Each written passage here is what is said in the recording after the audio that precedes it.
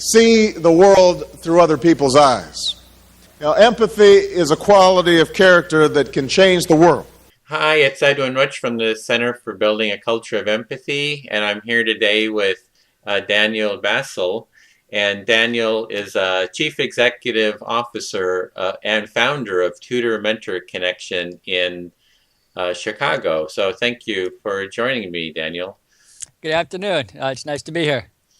Yeah, so we're here to talk about how we can go about building a culture of empathy. And but before maybe we kind of really get into that, can you tell me a little bit more about yourself, your background and your organization? Well, I actually went to college in the 1960s, studied history. Then I was in the Army for 3 years after that in Army intelligence. And both of those are different forms of using information to understand problems and innovate different solutions. I came to Chicago in 1972, became an advertising copywriter at the Montgomery Ward Corporation, and at the same time became a volunteer in a tutor mentor program connecting with elementary school kids in that neighborhood.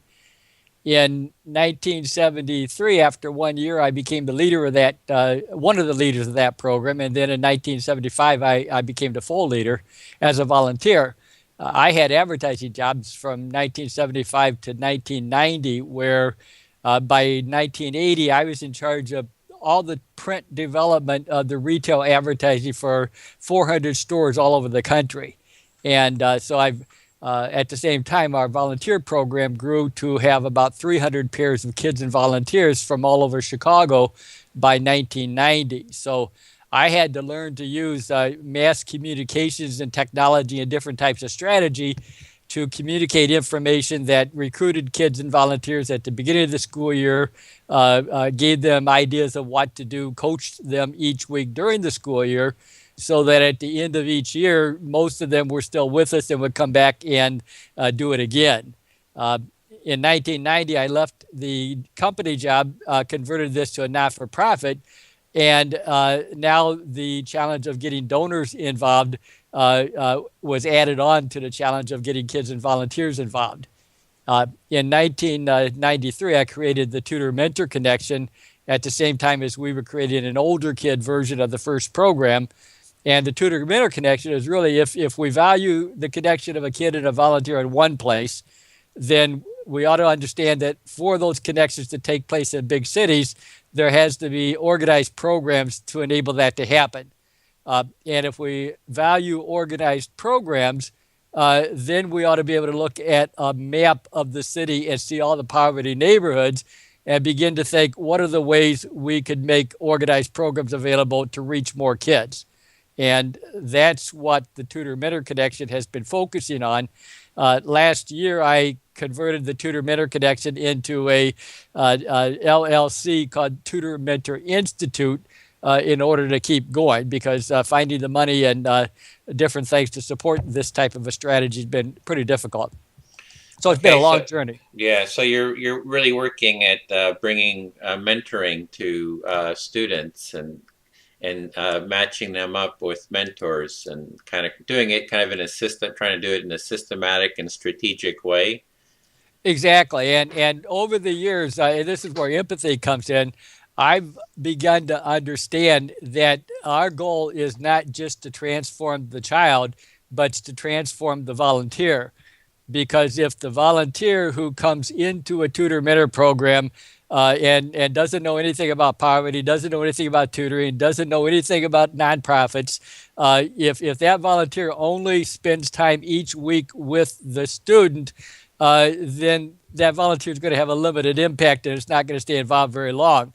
But as the volunteer begins to build a bond with the student, they begin to understand poverty through the eyes of the student. As a volunteer begins to take roles with the organization, they begin to understand the challenges of the organization through their involvement.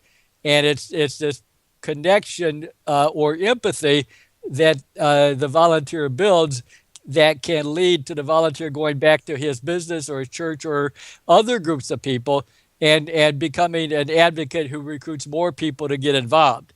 So if this type of thinking is taking place in hundreds of different tutor mentor programs, you can literally have thousands of volunteers each year going out and recruiting additional volunteers and donors and other people to increase the number of programs and the things people do, and how kids are supported in ways they're not supported right now. So the students are getting empathic listening. They're being heard and kind of having someone be there for them that they can connect to. And the tutor and the mentor is also kind of learning about someone's, I know, student's life and what's important to them and what they're going through. And through that kind of that empathic connection, it can help problem solve. And that the tutor will go back to his or her community and recruit others to kind of get a kind of a growing empathy. Kind of, it'd be a way to create I guess it's one way to deepen empathy and spread it and Well, expand. that's exactly right. There was a study a couple of years ago by the Bridgespan Group about Big Brothers Big Sisters is the best known mentoring organization in the country. And in a survey of some of their volunteers, many of them said something I've heard volunteers say for years. And it says, I get more out of it than I think the kids do.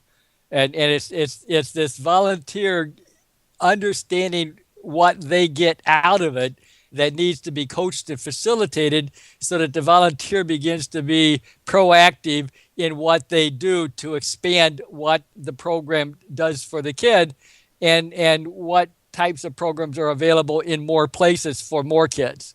Hmm.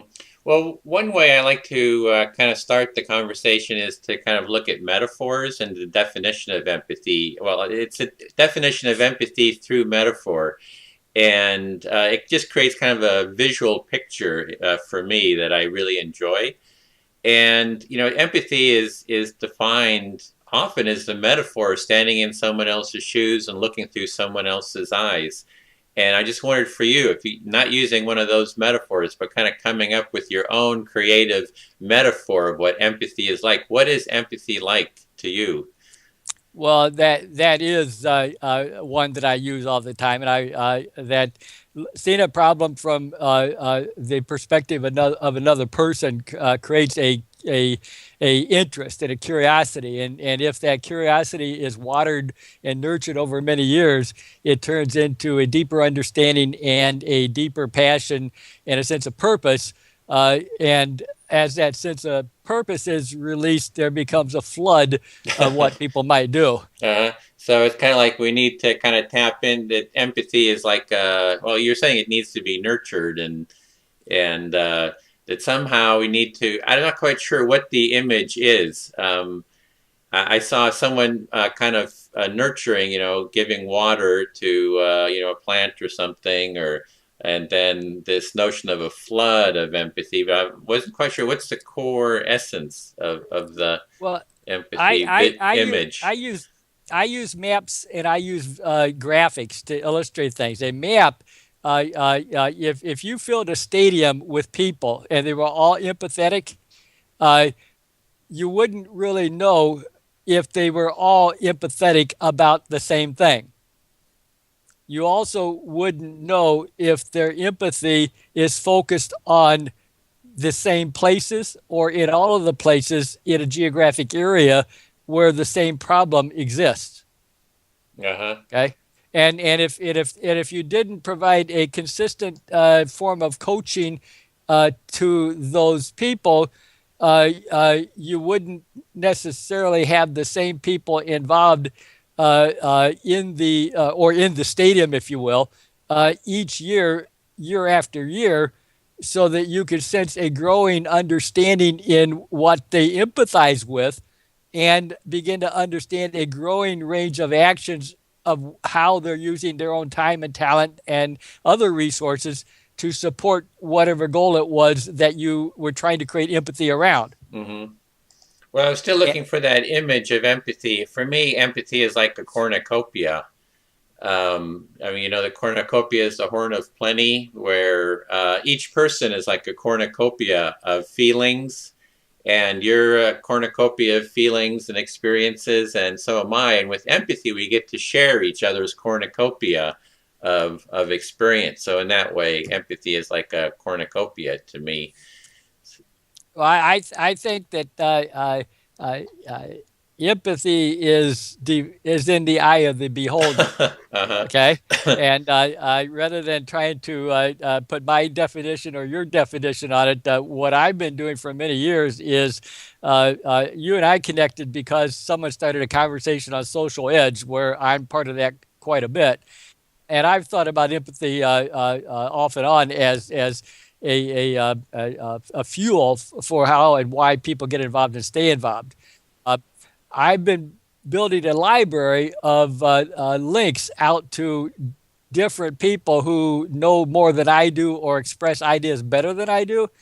And so when this conversation on empathy came up, I did a Google search and to say I was looking for a couple of quotes, but then I found your website.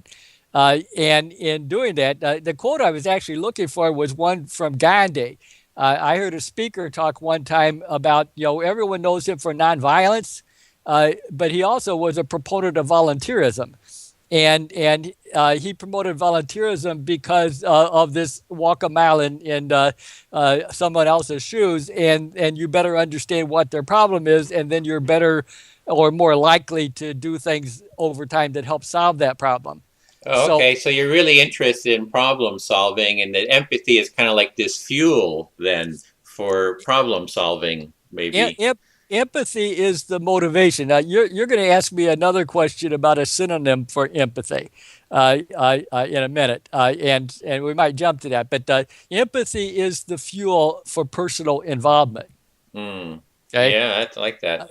But there has to be a direction for that involvement. In other words, just having a whole bunch of curious people sitting around talking to each other because they feel good about that may be nice and that may be enjoyable.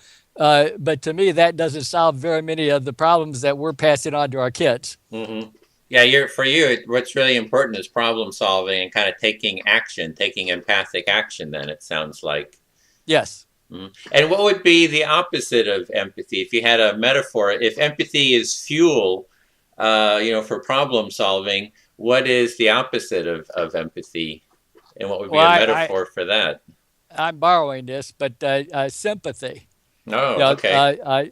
Sympathy would be I feel sorry for you, and therefore I will do something. I will send a donation. I will, after Katrina, there was sympathy. After Haiti, there was sympathy. We see, and sympathy leads to random acts of kindness.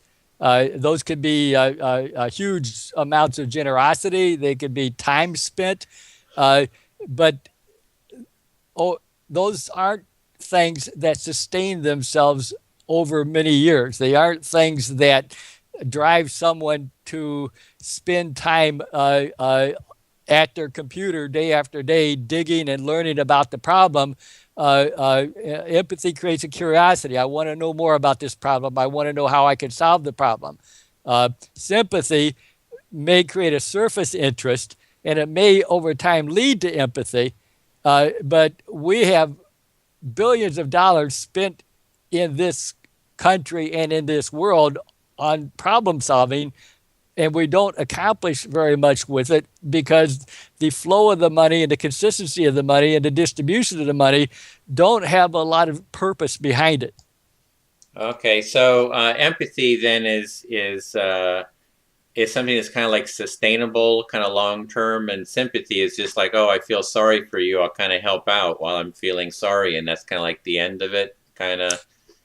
Yes, but both of those, empathy and sympathy, are dormant. They don't have a life of their own. They're just descriptions of emotional and feeling. There has to be a driver that not only helps increase the number of people who have empathy for a purpose, and that helps facilitate and continue people's involvement. In many faith groups, you go back to a charismatic originator, and a group of disciples, and their storytelling and the work they did uh, uh, uh, gained more and more people who were empathetic, interested, and motivated, who then went out and increased the number of people who joined the cause. And that's continued over many, many years.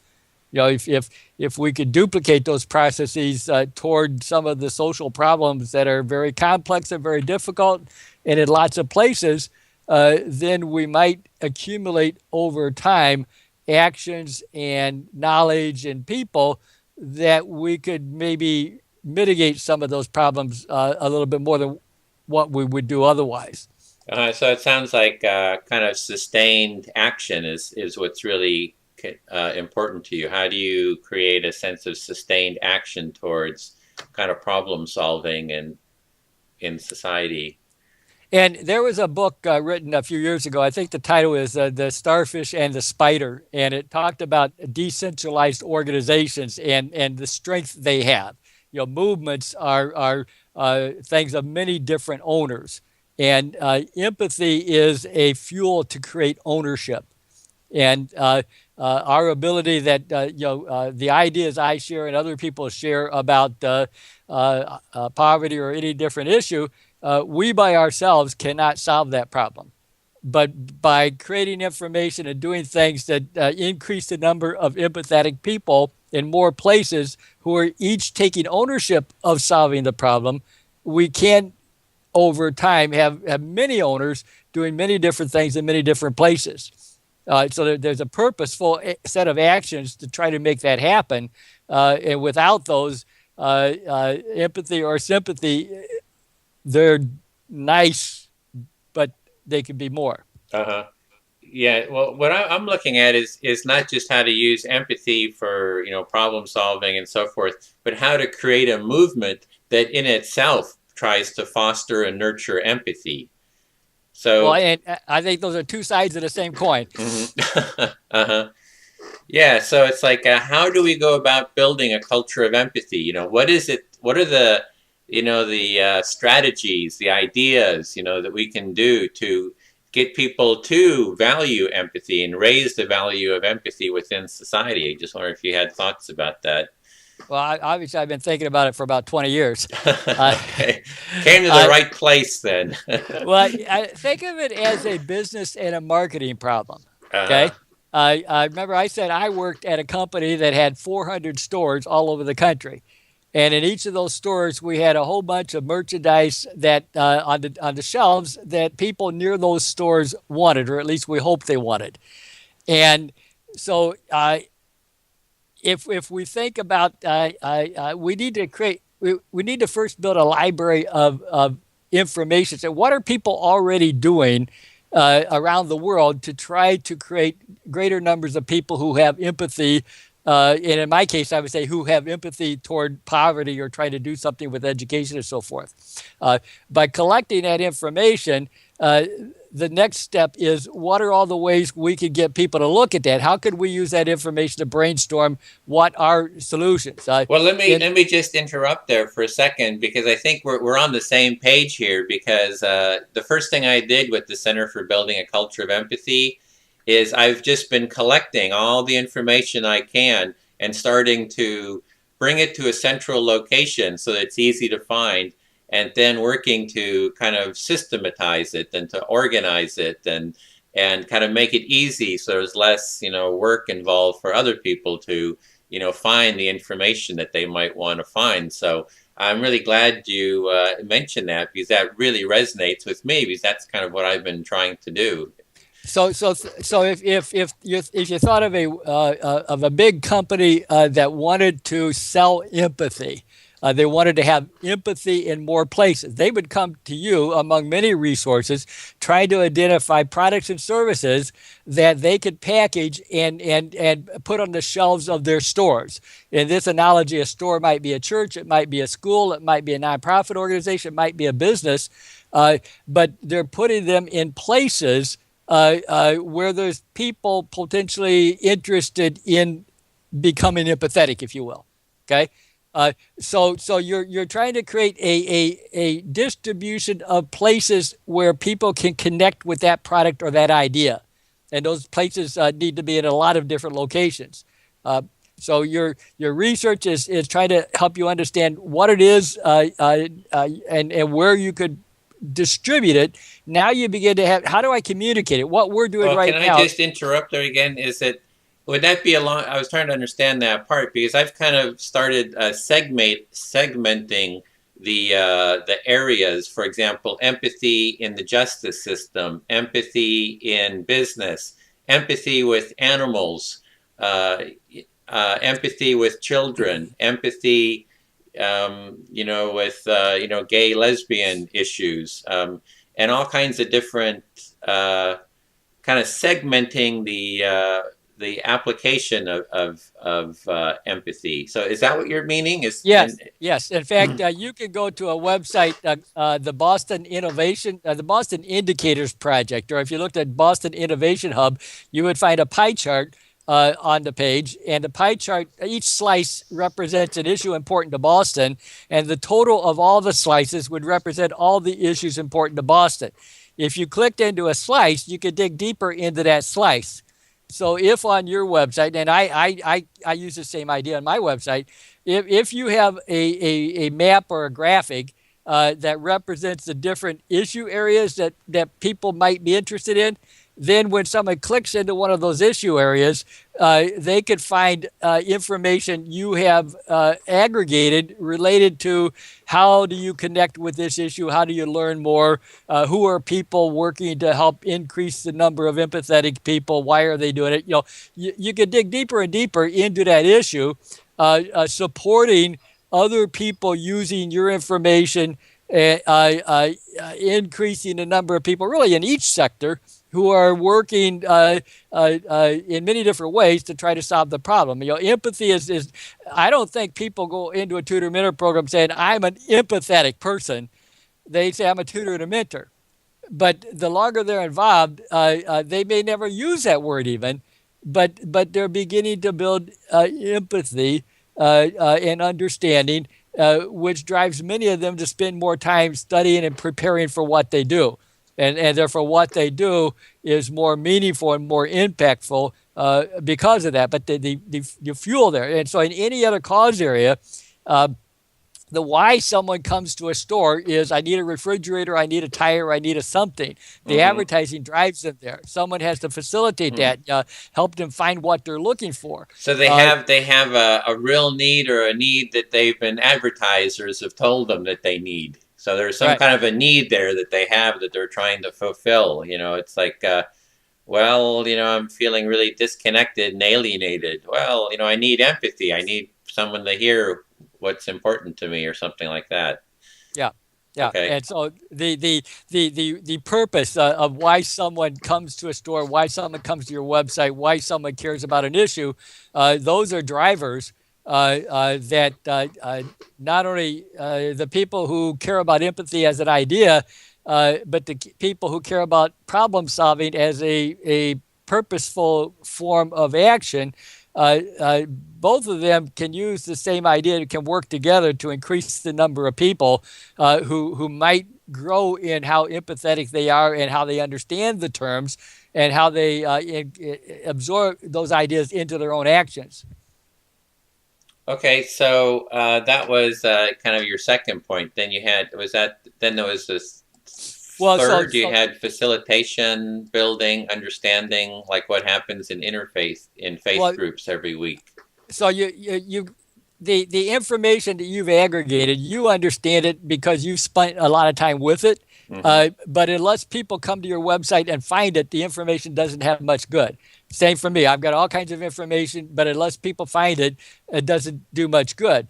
Therefore, I have to increase advertising frequency. Since I don't have dollars to do that, other people have to be out spreading the word to increase the number of people looking at this. So you have information, you have advertising, you have facilitation, but then you have actions. Actions could be two people getting together, talking to each other online. Actions could be somebody reaching out to a place where they use all these ideas to be a volunteer, a donor, a leader of something to help solve a problem.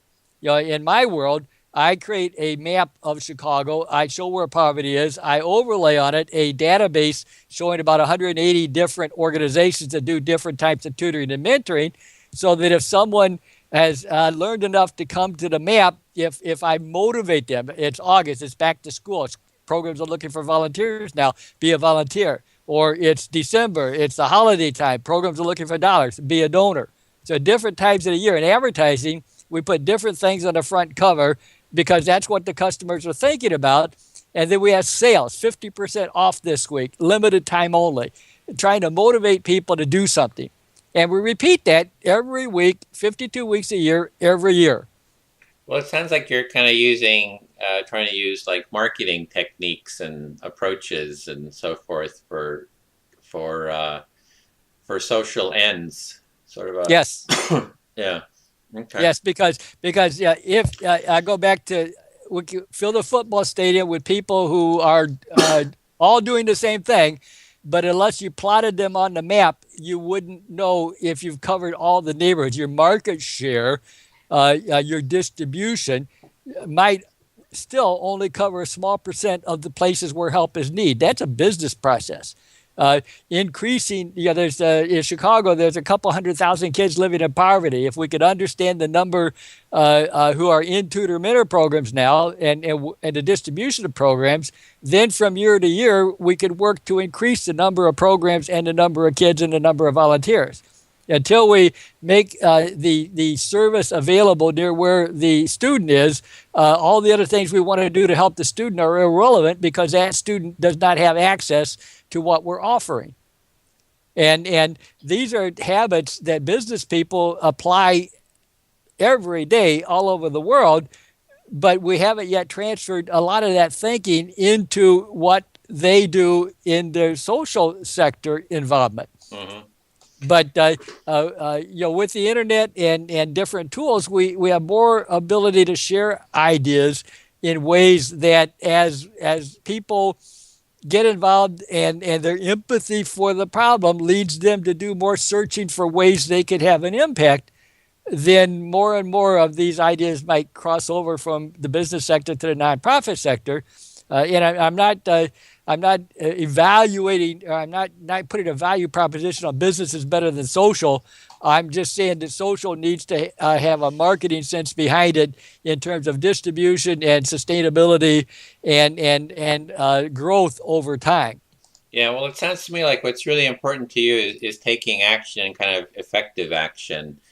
And within empathy, I mean, there's a lot of different definitions of empathy, but I have like 4 parts to empathy. The first part is self-empathy, which is connection to oneself. Mirrored empathy, which is using mirror neurons, where you're just kind of scratching yourself a little bit. And I could feel that scratching because of mirror neurons, that when we see an action and we do an action, the same neurons fire in our brain, so that I can kind of feel, what's going on for you. And then the third part is imaginative empathy, or taking someone else's perspective in kind of an imaginative way. And then the fourth part is what I would call empathic action. And I've heard it described, empathic action is when the blocks to action are removed that don't exclude. So that there's people, like sometimes a group, will get together and they'll say, well, let's go do this. And they start doing it, and then it all kind of breaks apart. And it's because somebody in the group hasn't been really fully heard about what's important, and they start resisting, and they say, well, I haven't been heard. I'm not going to contribute to this. I'm going to sabotage it because people aren't listening to me. So there's this whole sense that the action comes out of, an empathic connection. And it's important before the action kind of happens, that everybody is heard and seen and felt for what's important to them. So that's kind of like one aspect, of empathic action, and that's kind of what I'm looking for, is how do we create that empathic action? Well, and you could lay those two thinking side by side. The first set is relationship building. Yeah. How do you get people into the same room often enough that relationships can build? How do you get people into the same web conversation often enough that relationships can build? I look at volunteer-based tutor mentor programs as structures that get people from different backgrounds into the same room where relationships can build. And the relationships aren't just from the adult to the child. They're also from volunteer to volunteer and program staff. There's multi-dimensions of relationship growth that take place. That leads to your second part, which is as relationships grow, then there's interactions that might be the volunteer to the kid, a volunteer to another volunteer, that take place on a personal level. Yeah. The next stage, though, of beginning to think of group actions, this part I feel is where a lot of falling down goes, because when, like, you and I are sitting here, we just met and we're talking about these deep things, and all we can bring to the conversation is what we can talk about in a few minutes, and yet both of us have a depth of additional information we've aggregated that goes much deeper into building an understanding of what we each offer to this conversation. Yeah. And unless we spend time on our own, digging deeper, reading, reflecting, understanding, talking, then the depth of ideas we bring into the action stage, the convergence toward common goals, it is not likely to be achieved. And it's that lack of commitment to common goals or the group activity. It's not an active effort to sabotage. It's just a lack of interest. The cost to stay involved is not high enough for the person to stay involved. There's a lot of enthusiasm of a group saying, we will do this. But in the end, you come to the next meeting and what happened between the last meeting and this meeting, and most of the people aren't even there, and not a lot happened because the depth of understanding and commitment to what the action was isn't necessarily there. Yeah, so there's a need for really a deep connection between the people who are involved in some kind of change like that, need to really connect deeply, and maybe that takes time too. It doesn't just happen in one quick meeting. That there's got to be a sustained, ongoing deepening of connection. And I'm talking about connections that can take place over decades, not over weeks and months. Yeah. I'm also talking about in the pre-internet world, those connections were primarily local. Your community, the people you worked with. I mean, your network might number in the hundreds. And when someone says, let's get together for an event or a relationship building thing, the number of people that might be there, you could have, when the Pope comes to Chicago, they put 60,000 people in the stadium. But the only people you build a relationship with maybe are the 2 or 3 people sitting on either side of you. You're not building a relationship with 60,000 people. You have a shared experience, but not a relationship. Well, Okay? what have you found that really, for you personally, has worked at relationship building? What are the process ways?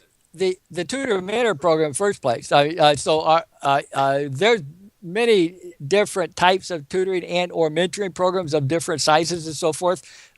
In our original program from 75 to 1990, we had 300 pairs of kids and volunteers showing up every week by 1990. So, and 10% of those people had been involved 5 up to 25 consecutive years.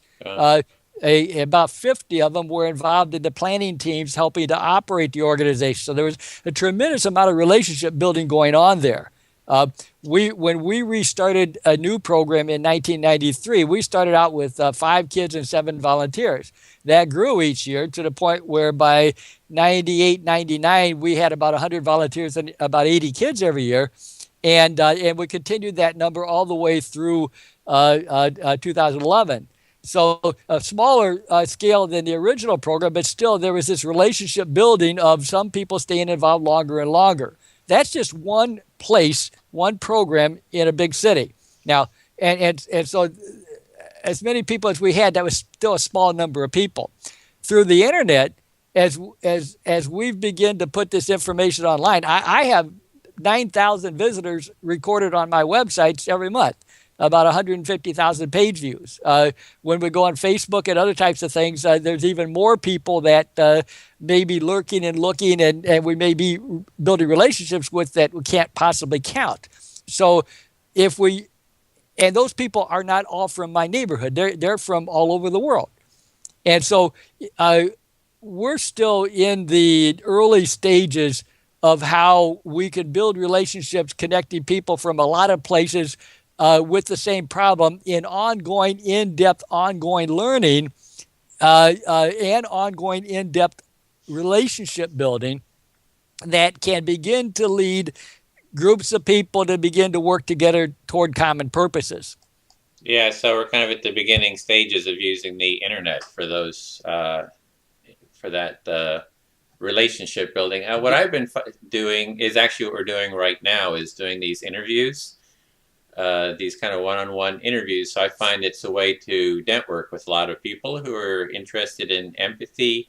And then kind of the next stage is to create small group panel discussions, so that we have several people who are talking and kind of networking with each other and kind of talking about this. So that's kind of my current strategy for creating those relationships. Well, I would be interested in working with you on that. I've been hosting a conference in Chicago every 6 months since 1994. And I've been doing videos and panel discussions, and we've been videotaping them and putting them on YouTube recently. So expanding that to where there would be people from different places representing the same particular cause, talking about how what they do builds empathy. Just go back to the pie chart. You could be facilitating panel discussions of people in different segments on an ongoing basis. And in the segment of poverty, tutoring, mentoring, education, I would be interested in being part of that and working with you on that, because the more people I'm able to help bring together from different places who build relationships and build understanding and begin to do stuff together, that's what we're trying to achieve. Well, I think we just saw empathic action happening right there. So we can do some panels, bring some people together around that with poverty and empathy, and I'm all for that. So far the segments I've had is empathy and education, empathy in the justice system, empathy and interfaith. So we can start a whole nother category of empathy in I don't know, what's the category you're calling, poverty or reduction, or what is? You could do two different categories. I mean, one might be empathy in volunteer-based tutoring and mentoring. Mm-hmm. Okay, that would be one, because I'm not. Well, I think the way I think, because my empathy has grown over 30-some years of involvement. Very few people in the country have been consistently involved in this as long as I have. So I may be thinking about ideas that other people who are younger in their involvement haven't begun to think about. So finding people who are thinking that way, who will share their perspective, would be a good thing. That's number one. But the second category that you might consider is empathy in action. The fourth stage you were talking about. That people would come together and say, okay, so what? What has this resulted in? Has this resulted in a greater stream of funding? Has it resulted in more volunteers? What has it resulted in that has led to some action or accomplishment or a path toward an accomplishment that you feel is important, and that empathy and empathetic people have been a contributing piece of that? So it's two areas. One is empathy and how it applies to tutoring, mentoring, and the other is kind of like the relationship of empathy and action. How do the two relate to each other, and how do they work together, and how do we foster empathic action? Right. And so if you think of a wheel, the spokes lead out to each of the categories of that we're talking about. And within each category, people who are within that category could be coming together on panels and all kinds of things. The hub is where we connect. That's action. And so you could, as you identify panel members or people that talk eloquently about this, they could be on panels where it's not all the same kind of cause. It's people from different cause talking about how this creates action that supports what they do. And in doing that, you would create a crossover between different sectors of ideas and people, and perhaps draw more attention. Yeah, I think that crossover is really important. I've seen there's like one group of academics at the University of Arizona or Arizona State, and they're looking at converting social workers, the training they're in doing curriculum development, to make empathy a core part of social work, because it hasn't really been discussed much. I mean, it seems like an obvious thing. And they're saying we need to put empathy at the core of social work training and kind of be explicit about it. And I just interviewed someone at Nadine Dolby, I think it was, at Purdue University, and she's wanting to do the same thing for multicultural education, saying, you know, multicultural education hasn't worked all that well, and it needs to change where empathy is the core part. And that's happening in a lot of different fields. So it's like, how do we bring all these different fields together? And because what they're all talking about is the same thing and the same, you know, and how can they support each other? So it's the same thing with maybe within social entrepreneurs or, you know, it's like empathy is like this core that they're wanting to bring into what they're doing and bring those different communities together. When I looked at your website, are you using a Ning platform or a platform where the people you're connecting to are encouraged to set up their own identity and talk to each other? Yeah, it's more on Facebook. Just been using Facebook for that, so there's space there. But there's been some of that, but it hasn't been as effective as I would have hoped. I think what I'm looking at now is more going towards the video. Somehow I find that the text-based, there's even a Ning for Charter for Compassion. It was started and it started off, there was like a bunch of people joined, there was discussion, and then it all kind of peters out. So I don't know, there's something, you know, how to create that dialogue. I'm not quite sure, but I think it's maybe more video and personal, you know, Skype group calls might be more effective. I think the video and there's a one-on-oneness to this, and it could, but it doesn't necessarily facilitate shared action across a lot of people. And you're right about the forums. I've been on, again, going back to the Social Edge forum, I've been there for about 7 years, where the commonality is that there's people innovating and entrepreneurs with a social purpose. But beyond that, there's a lot of difference, both in terms of nonprofit and for-profit, where they are and what they care about. And therefore, I haven't seen a lot of group action of people working together out of the forum or within the forum to actually make change happen. Yeah. So this idea of the wheel and the pie chart creates an organizing type component that says, what do you care about? You know, what brought you here beyond I care about learning more about empathy? Is there something that you can go from here where you can connect with other people who are interested in the same things, and where, because you care about the same things, you're empathetic, you spend more time learning, and you begin to build stronger connections and stronger networks where that leads to you doing stuff together? That would be a benefit. Yeah, I have some ideas around that. Is that I was imagining bringing people together in small group discussions, and I saw it actually as a wheel as well. In the middle was the word empathy, and then it was like a pie chart, you know, with 4 slices, and each person writes their most important value in their slice. So I don't know, what's your most important value personally, Daniel? I don't narrow it down to one or another. Hmm. Or So what's one of them that's important to you?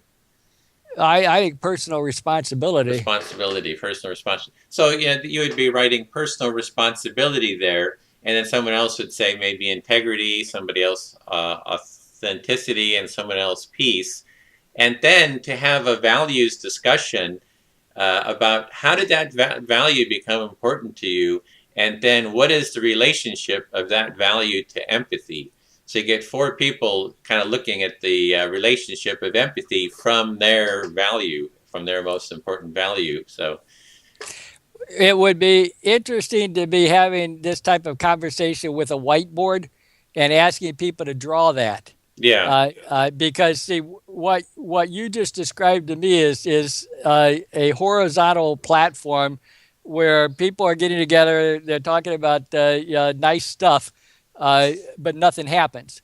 I talk about a vertical world where each day we move a step closer to making change happen.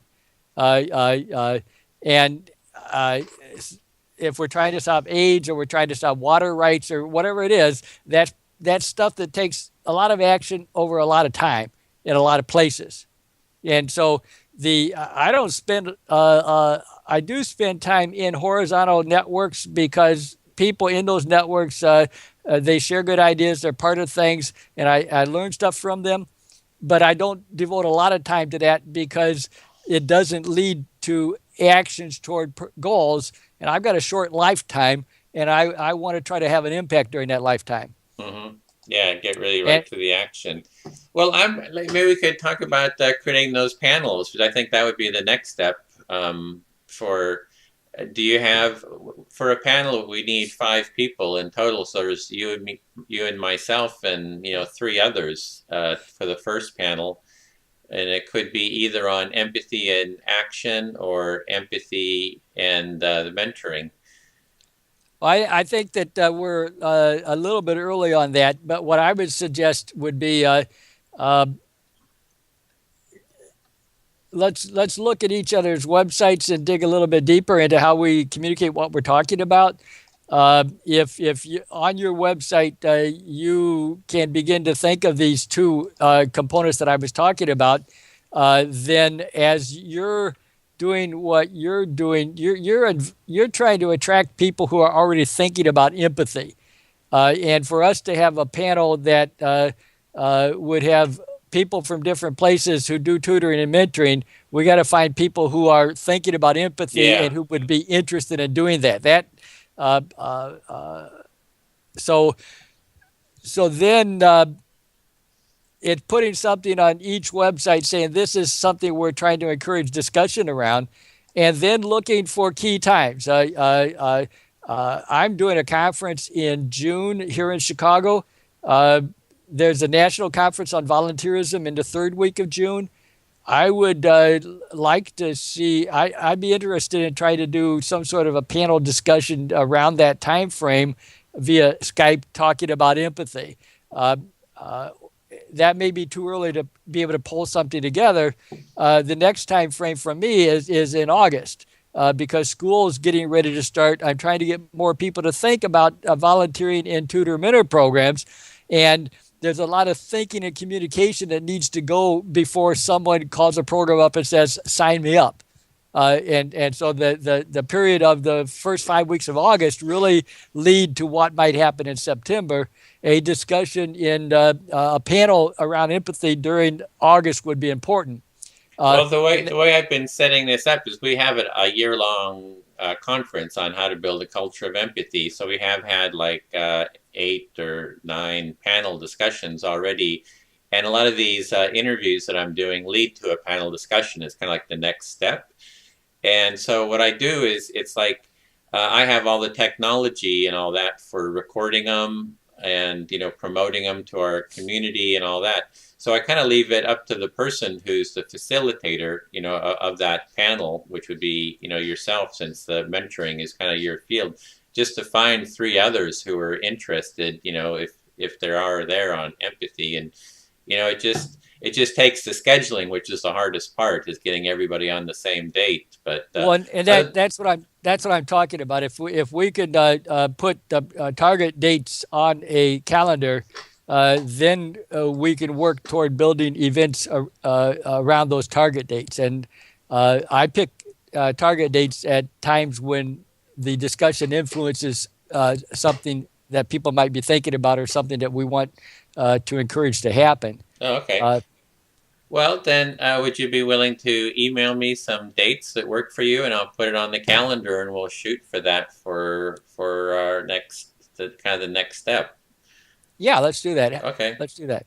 Well, this is great. I really enjoyed this discussion, and what I really love is this action we're going to do. So we have an action that's kind of like grown out of this, and it's just not a bunch of talk. We're actually have developed a bit of a connection, and we're going to be doing kind of a next step. So this seems like empathic action in progress here. So let me give you a link to something that I want to put it into the recording, if I can. If you just tell it to me, I can. I showed your website. I have your website up here. This is within that. Hold on just a second. I have it here. tutormentorchange.net or exchange.net. Right. In this, there's a section that. Hold on just a second here.